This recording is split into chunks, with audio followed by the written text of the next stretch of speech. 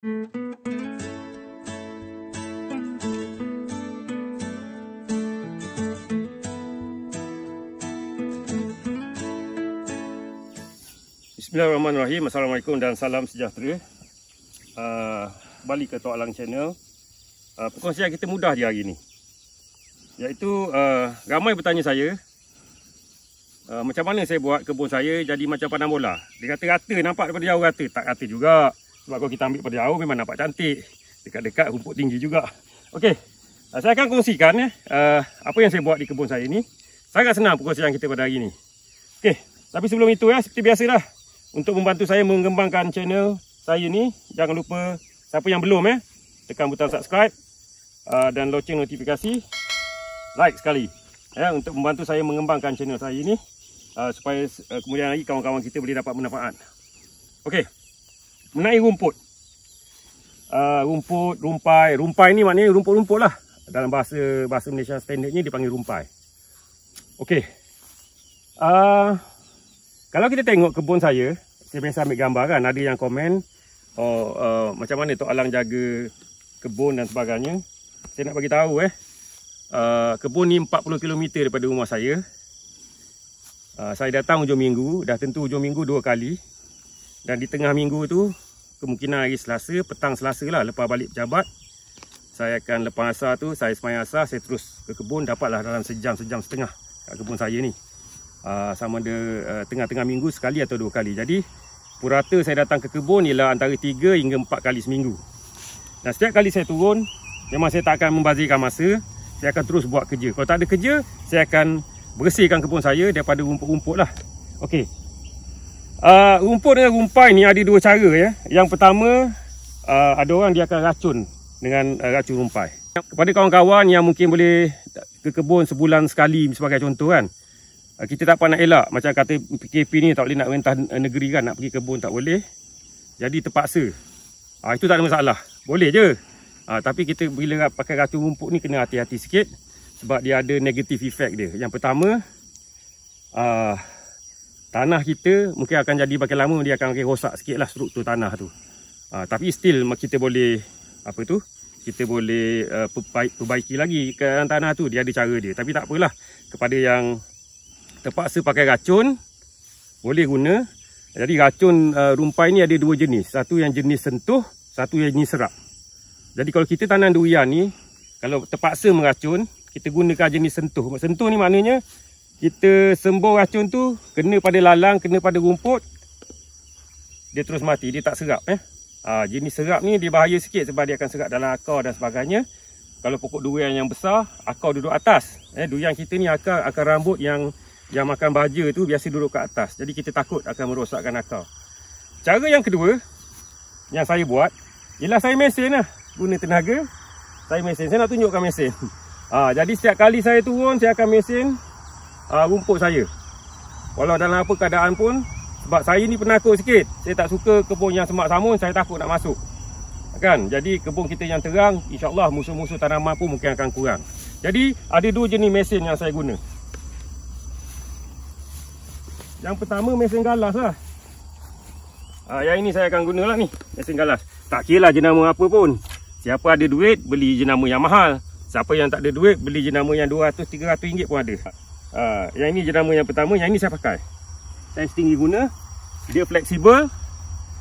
Dekat sudut-sudut yang susah pun dia boleh mesin. Kita pakai tali. Okay, kita pakai tali. Kalau kita pakai mesin ni lebih selamat. Kalau kita pakai racun, akan nampak tanah. Kena ingat jangan buang rumput. Sebab rumput ni dijadikan oleh Tuhan untuk lapik bumi. Dia sebagai pelapik bumi lah, untuk menyejukkan tanah. Jadi rumput mesti ada, terutama di bawah-bawah pokok tu. Jadi macam musim kemarau baru ni kan, tuan-tuan semua tahu saya tidak ada sistem piping. Tapi alhamdulillah pokok saya semua selamat musim kemarau 2 bulan ni. Sebab yang pertama, kita ada guna weed mat, dan juga rumput kita tak buang. Sebab rumput kena ingat dia pelapik bumi, dia menyejukkan tanah. Jadi kalau kita mesin, insya-Allah sentiasa ada selapis rumput dekat atas tanah. So kalau kita racun, akan habis tinggal nampak tanah je. Jadi tanah kita akan jadi panas. Kena ingat tu, rumput jangan buang. Okey, mesin yang kedua. Yang ini saya jarang guna. Pada mula-mula kebun kita ni dulu, masa ada anak-anak pokok kan, mesin ni saya guna, saya letak mata besi yang bulat tu. Jadi dia akan potong. Dia akan potong dengan bergayanya. Jadi hari ni kena ingat ya, saya ni lelaki, saya ada isteri. Para isteri bantu suami anda untuk ke kebun ya. Dan suami pula belikan isteri mesin. Yang ini senang, orang perempuan boleh guna. Dia tolak gini je. Nampak? Mata depan tu sama juga. Jadi dia boleh jalan. Jadi ini isteri saya guna. Mana isteri saya? Tu yang pegang kamera tu. Dia tahan nafas je. Kadang-kadang kalau dengar nafas bunyi kuat, tu nafas dia tu. Sebab dia tahan. Dia jadi kameraman saya.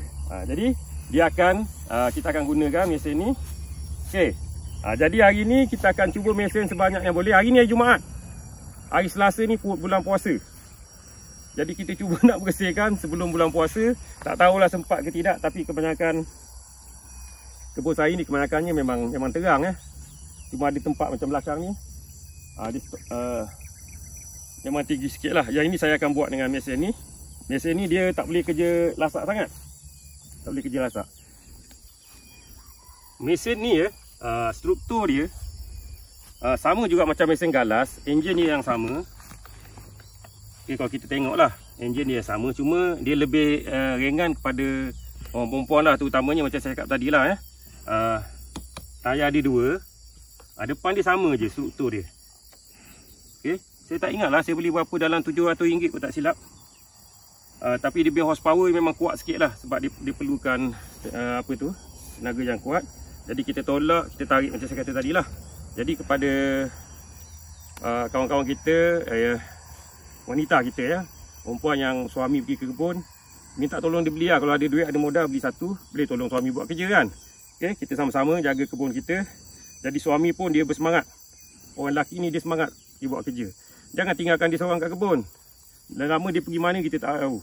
Dia kata kita dia pergi kebun, entah-entah dia pergi tempat lain. Jaga-jaga. Tapi saya memang kena ikat dah, tak boleh nak lari. Okey, pakai tali yang sama. Ya, pakai tali yang sama. Dia sangat mudah buat kerja. Beli satu. Sebelum mesin ya, kena pastikan. Saya pun tak dengar saya cakap ni. Langkah-langkah keselamatan kena ambil. Yang pertama, kalau kita pakai mesin galas ni, yang pertama cermin mata keselamatan ni. Saya beli kedai RM2 je ni. RM2 je harga. Untuk tahan mata kita daripada masuk kayu, batu dan sebagainya. Telinga ni, kita kena beli. Yang saya pakai ni harga RM15 je. Untuk pastikan telinga kita terjamin. Nanti tak sampai umur 80, tak sampai umur 100 dah pekak.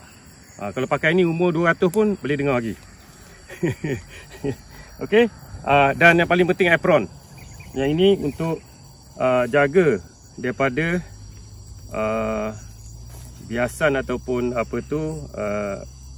batu, kayu dan sebagainya yang kena pada kita lah. Sebagai contoh, kebetulan saya nak pakai ni, saya nampak ni.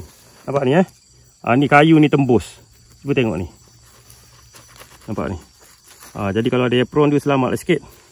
Okay. Ini untuk keselamatan telinga, keselamatan mata dan keselamatan tubuh badan. Topi cowboy untuk gaya. Kena ingat, apa kita kena buat pun mesti ada gaya, mutu, keunggulan. Kena gaya. Jadi pergi kebun pun kena bergaya.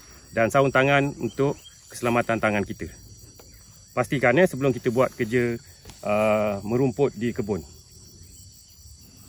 So, dalam kesempatan ini juga saya nak ucapkan selamat berpuasa, menyambut bulan Ramadan. Marhaban ya Ramadan kepada semua subscribers, penyokong-penyokong, pengikut-pengikut Tok Alang Channel yang beragama Islam.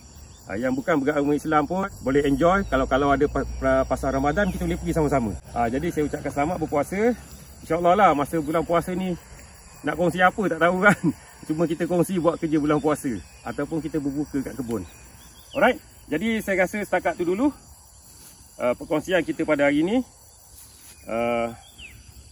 Kita kerja kuat-kuat InsyaAllah satu hari nanti kebun kita akan mendatangkan hasil.